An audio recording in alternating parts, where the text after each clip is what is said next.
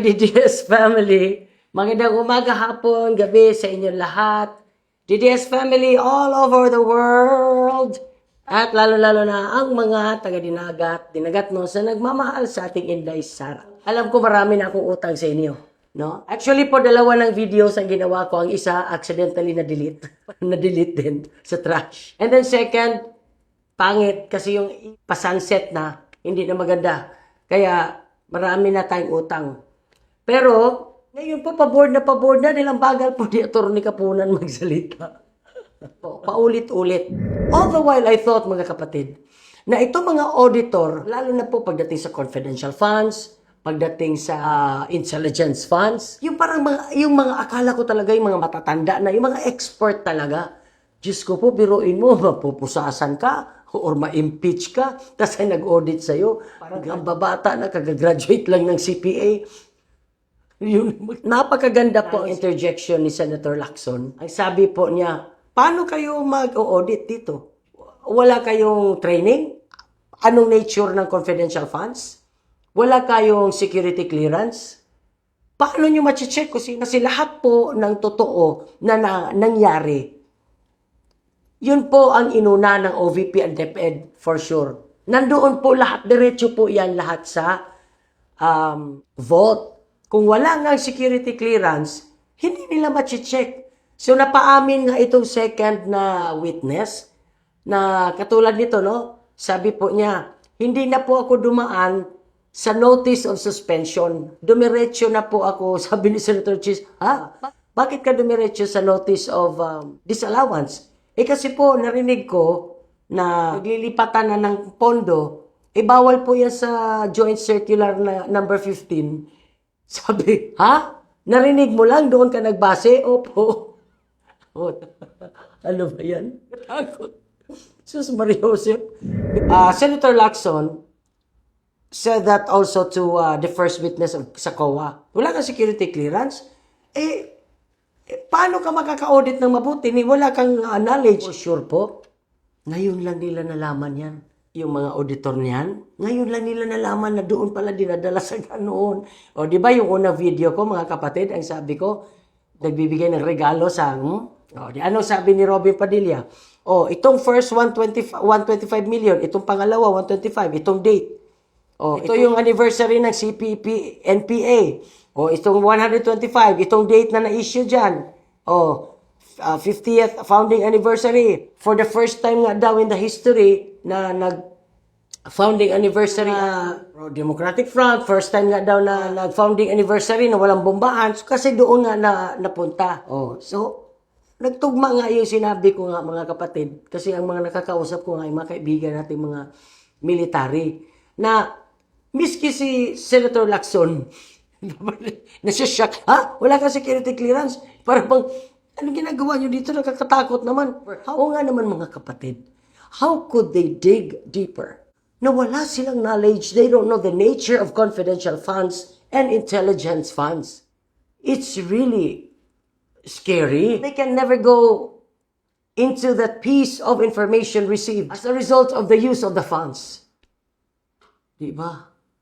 How?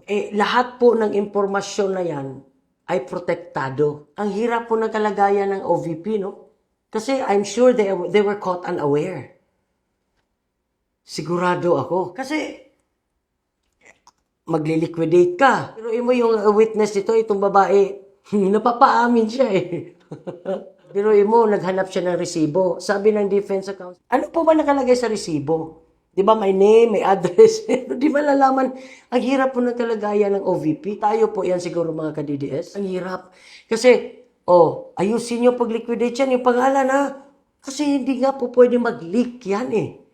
Grabe, hindi mo alam kung saan ilalagay mo yung sarili mo. Tapos mapupusasan ka lang kasi nagbase ang witness or yung auditor sa narinig lang niya. Hindi siya nagbase sa mga nakita niyang mga resibo. Libo-libo kasing piraso, naglilibat na siguro siya.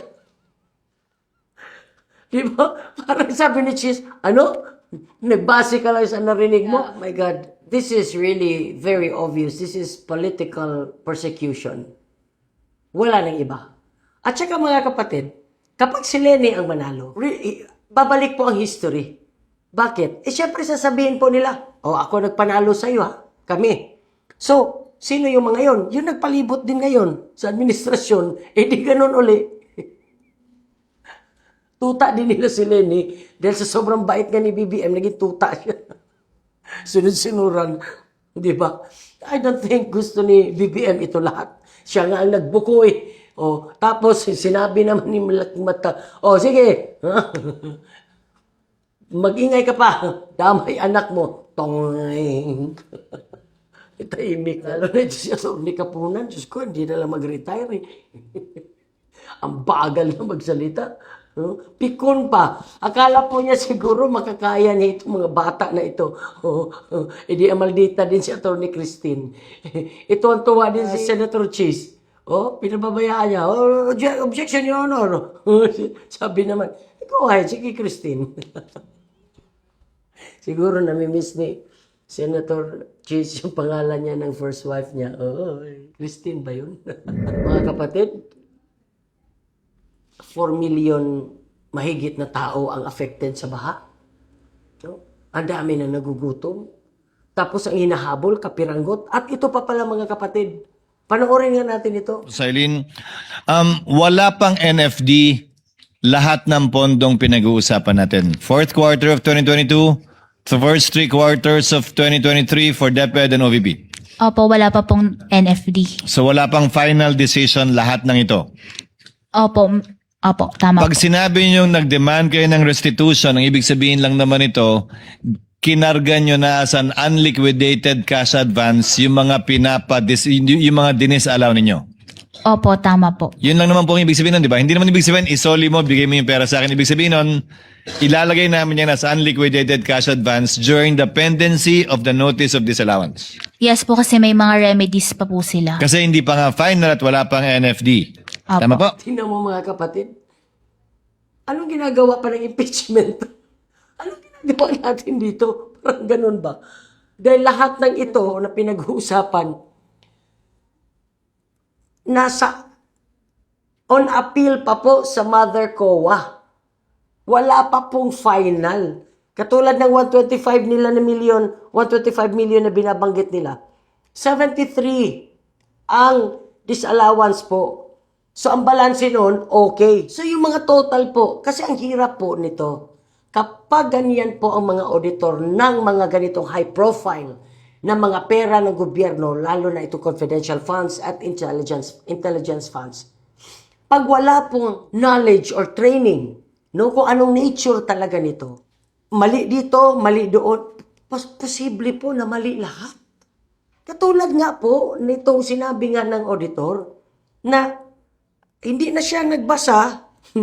Lahat po nung nakumpul na yon na ilang libong acknowledgement receipts, dinisallow na niya kasi narinig nga niya na naglipatan ng pondo na itong halaga, nilagyan na niya ng notice of disallowance. Can you imagine that?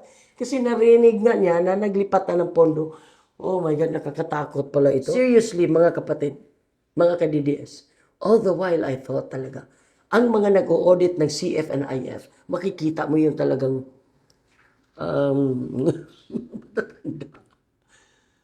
na talagang expert na talagang alam na alam. Kasi, mga kapatid, kahit pa may mga circular silang sinusunod, A, B, or 1, 2, 3 ba yan, ang equals, ang ending yan, you should be flexible.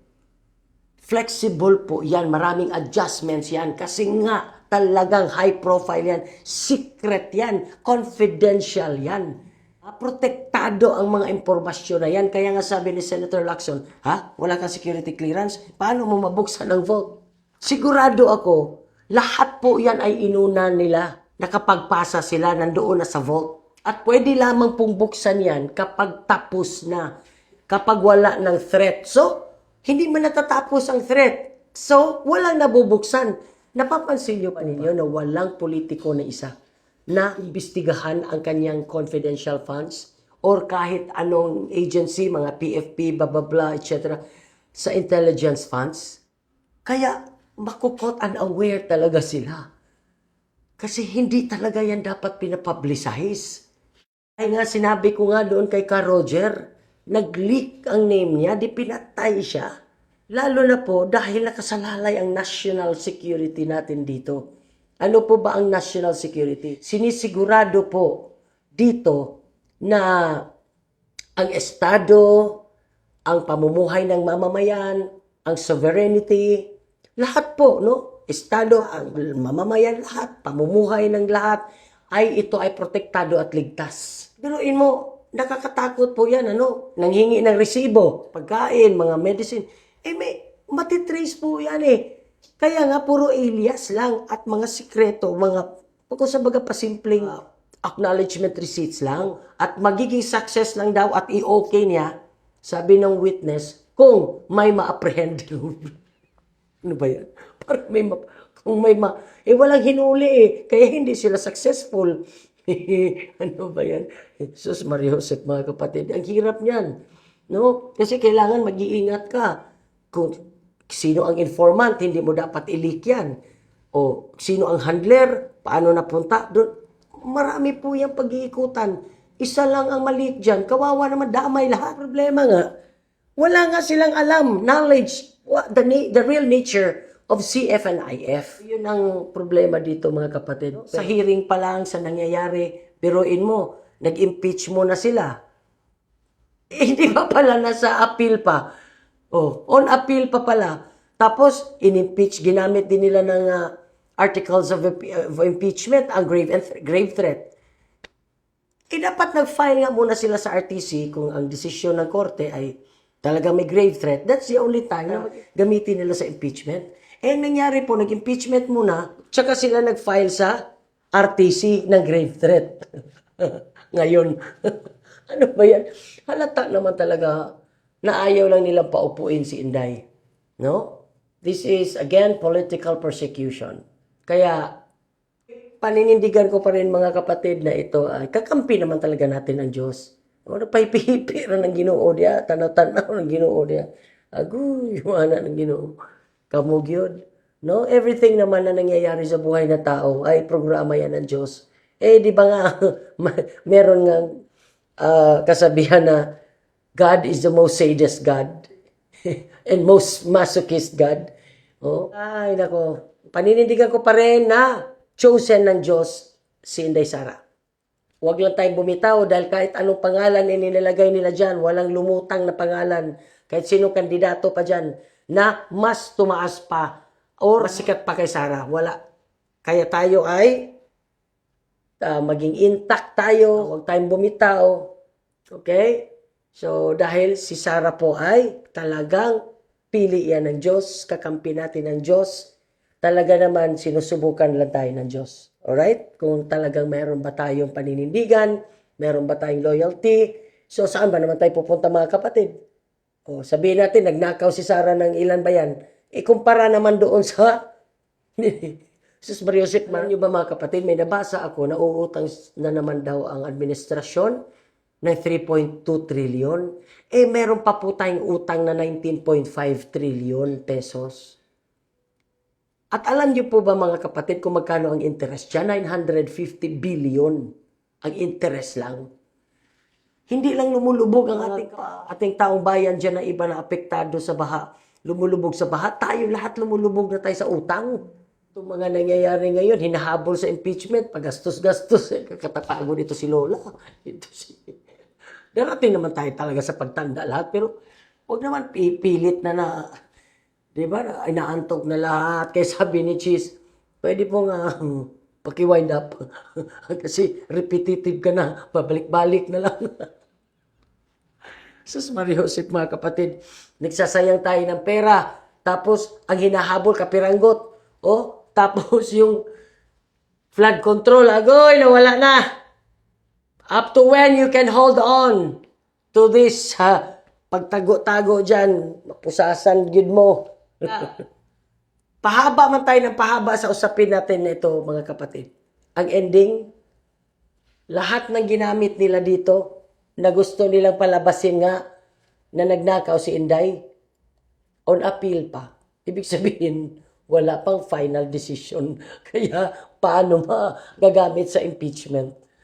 Hanggang dito na lang. I'll see you once again.